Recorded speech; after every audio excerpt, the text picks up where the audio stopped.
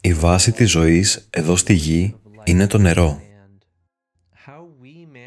Ο τρόπος που διαχειριζόμαστε το γλυκό νερό, συμπεριλαμβανομένου τη βροχή, καθορίζει το περιβάλλον που θα κληρονομήσουν οι μελλοντικές γενιές.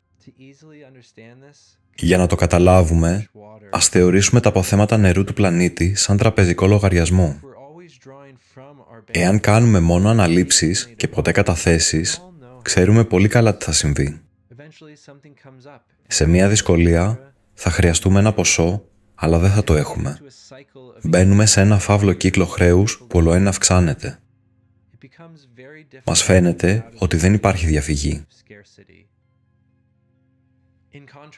Αντίθετα, εάν κάνουμε μεγαλύτερες καταθέσεις από ό,τι αναλήψεις,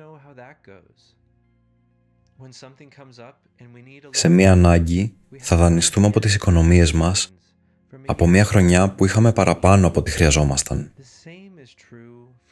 Το ίδιο ισχύει και για τα αποθέματα νερού στο έδαφος. Μόνο που αντί για χρήματα, μιλάμε για την παραγωγικότητα, την αυθονία και την υγεία κάθε μορφής ζωής, τα οικοσυστήματα που ρυθμίζουν το κλίμα και τους υπόγειους υδροφορείς που αποθηκεύουν νερό για καιρούς ανάγκης. Ας δούμε ένα παράδειγμα βγαλμένο από τη γεωργική δραστηριότητα. Δύο αγρότες με διαφορετικές πρακτικές στη διαχείριση του νερού και της γης. Σε μια συμβατική καλλιέργεια, κάθε χρόνο ο αγρότης ξεχορταριάζει πριν τη σπορά. Η βροχή πέφτει στο γυμνό έδαφος. Το περισσότερο νερό δεν συγκρατείται, αλλά απορρέει προκαλώντας πλημμύρες. Το έδαφος στεγνώνει γρήγορα και ο αγρότης αναγκάζεται να ποτίσει από τον υδροφορέα. Αρχικά, αυτό το σύστημα δουλεύει και αποφέρει μια ικανοποιητική εισοδιά.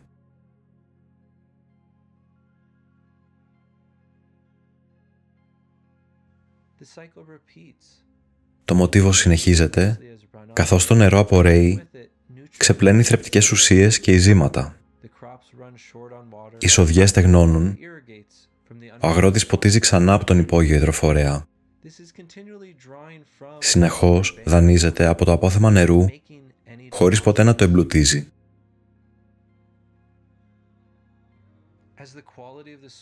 Η ποιότητα εδάφους υποβαθμίζεται διαρκώς. Ο αγρότης χρειάζεται όλο και περισσότερα χημικά και λιπάσματα, χωρίς να αυξάνει την παραγωγικότητά του.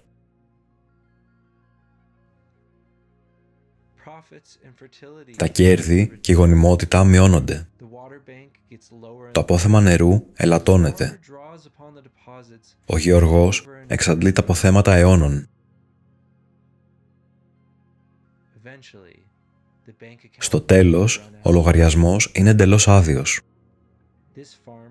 Αυτός ο αγρότης και η γη του χρεοκόπησαν.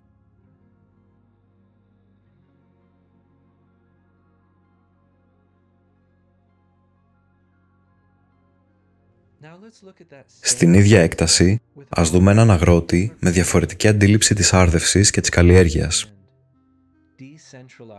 Δημιούργησε μικρούς ταμιευτήρες υδάτων σε όλη την έκτασή του. Το νερό της βροχής συγκρατείται αντί να απορρέει. Καθώς εισχωρεί στο έδαφος, το νερό προστίθεται στο υπάρχον απόθεμα. Καλλιεργεί μια πληθώρα διαφορετικών ειδών αντί για μόνο μία-δύο ποικιλίες. Οι περισσότερες οδιές παράγουν ικανοποιητικά, ακόμα κι αν κάποιες δεν απέδωσαν λόγω εποχικών διαταραχών. Η συγκομιδή είναι πιο περίπλοκη, αλλά η σοδιά είναι μεγαλύτερη και η παραγωγή του είναι πιο ανθεκτική. Στόχος αυτού του αγρότη είναι να αυξάνει τις καταθέσεις και να μειώνει τις αναλήψεις. Κάθε χρόνο προσθέτει περισσότερο νερό στο έδαφος από ό,τι αφαιρεί. Με αυτόν τον τρόπο, κάθε χρονιά, το έδαφος γίνεται όλο και πιο γόνιμο και παραγωγικό. Η σοδιά είναι πιο ανθεκτική κατά τη θερμή περίοδο. Υπάρχει μικρότερη ανάγκη για άρδευση. Υπάρχει περισσότερο νερό διαθέσιμο και για τον ίδιο και για τους γειτονές του. Όσο δυναμώνει η βλάστηση, η βροχή εισχωρεί βαθύτερα στο έδαφος.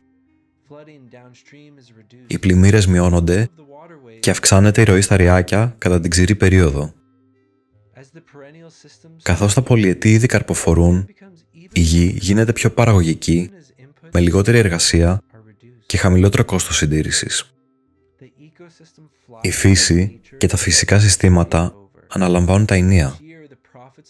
Κάθε χρόνο η παραγωγικότητα και τα κέρδη αυξάνονται. Αυτός ο αγρότης είναι ήρωας. Η δράση του φέρνει ζωή, ευημερία και αυθονία στον πλανήτη.